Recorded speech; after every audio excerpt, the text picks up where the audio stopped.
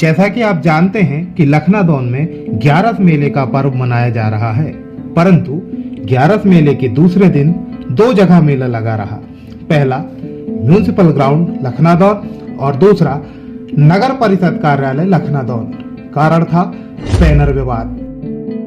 सुबह सुबह यह बैनर लखनादौन के नगर परिषद कार्यालय में लगा दिखा, जिसे देखकर सत्ता पक्ष के पार्षद एवं उनके समर्थक जमा हो गए और पोस्टर में निर्वाचित अध्यक्ष एवं उपाध्यक्ष की फोटो न होने पर उन्होंने अपनी आपत्ति जताई।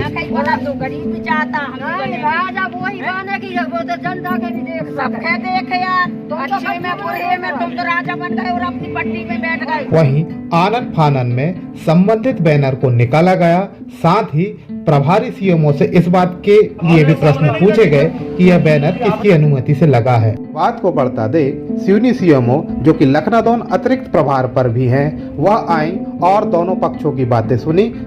वार्ड पार्षदों ने या वार्ड पार्षद की फैमिली मेंबर्स थे, तो हमने और अध्यक्ष मैडम ने बैठ कर के इसमें निर्णय लिया है कि नगर पालिका की संपत्ति जो हमारा कार्यालय है, यहाँ पर किसी भी प्रकार की किसी की भी फोटोज या बैनर नहीं लगेंगे, क्योंकि किसी भी व्यक्ति ने इसकी परमिशन नहीं ली थी हमसे।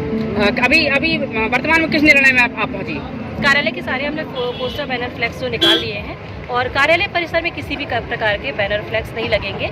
आगामी जो भी लगेंगे वो हमारी परिषद के मेंबर्स जो हैं, ये जो कार्यालय जो निर्णय लेगा, जो हमारी परिषद निर्णय लेगी, उसी पे हम आगामी कार्रवाई करेंगे। मैडम, पार्षदों के अलावा क्या पार्षद के प्रतिनिधि के तौर पे उनके पति या पुत्र भी समाहित हो सकते हैं? नहीं, बिल्कुल नहीं। आपकी जनता ने, हमारी जनता ने जिन प्रतिनिधियों को चुना हुआ है, वो प्रतिनिधि हमारे परिषद का प्रतिनिधित्व करेंगे।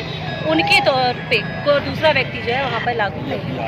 पूर्व समय मैडम ऐसा किया गया, लगातार बाइटें दी गई हैं, मीडिया से मुखातिब हुए हैं, प्रतिनिधि के तौर पे पुत्र भी हुए हैं, पति भी हुए हैं। नहीं, पूर्व समय का तो मैं नहीं कह पाऊंगी, क्योंकि मैं नहीं, अभी हमारी कोई भी ऐसी ना ही हमारे पास वित्तीय फाइलें हमारे पास आज तक कोई नहीं आई है। मुझे यहाँ पे कार्यकाल लगभग 1 महीना हो गया है, लेकिन अभी तक ऐसा कुछ भी नहीं हुआ। और यदि आता मेरे संज्ञान में होता है तो नियमानुसार जो भी कार्रवाई होगी हम वो कार्रवाई करेंगे। मैम, अभी ये देखा गया है कि जब से परिषद में हुए हैं तो असमंजस की स्थिति बनी हुई है, तो ऐसा क्या आप आगे व्यवस्था करेंगे जिससे कि ये विवाद उत्पन्न ना हो, क्योंकि बहुत सारे विवाद होते रहते हैं। परिषद के गठन के बाद में अभी इनका एक्चुअली पहली बैठक हुई नहीं है, और इस कारण से हो सकता है कि कुछ, क्योंकि अलग अलग दल के लोग होते हैं हमारी परिषद में, तो समन्वय का थोड़ा सा अभाव होगा।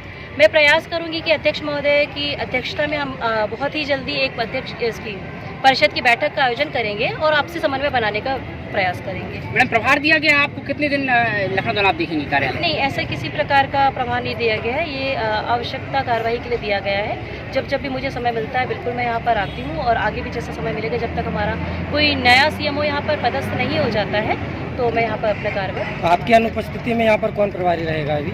क्योंकि अनुपस्थिति में, चूँकि नगर पालिका में मूलभूत सेवाएं बहुत सारी होती है हमारे पास में, तो हमारे जो वरिष्ठ है, हमारे RSI है डिमोले जी को दिया गया है, चूँकि वो सीनियर है और हमारे कैडर में आते हैं। तो मेरे बाद डिमोले जी को ही यहाँ का कार्यभार संभालने के लिए मैंने उनको बुला हुआ। क्योंकि कोई भी बात आती सामने, जब इनसे बात की जाती है तो ये कहते हैं कि मेरे पास प्रभार में इसका कोई जवाब नहीं दे पाऊंगा। जब प्रभारी हैं तो इनको तो जवाब देना बनता है ना मैम। नहीं, चालू कार्य प्रभार उनके पास में है, जो दैनिक गतिविधियों से लेकर के हैं कि नल क्यों नहीं आ रहा है, कहीं आग लग गई तो फायर भेजना है, आपकी गंदगी हो गई है, ये चालू कार्य प्रभार कहलाया जाते हैं। कोई अगर विशेष आपको कोई बात करनी है तो मेरा फ़ोन नंबर सभी लोगों के पास रहता है जनरली, तो यदि मैं उस समय उपलब्ध हो पाती हूँ तो बिल्कुल मैं उनकी बातों का जवाब दूंगी।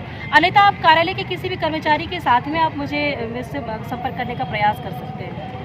अब देखना यह है कि नगर परिषद लखनादौन में दोनों पक्षों के पार्षदों के बीच किस तरह सामंजस्य भविष्य में बन पाएगा और लखनादौन के विकास की राह निकल पाएगी।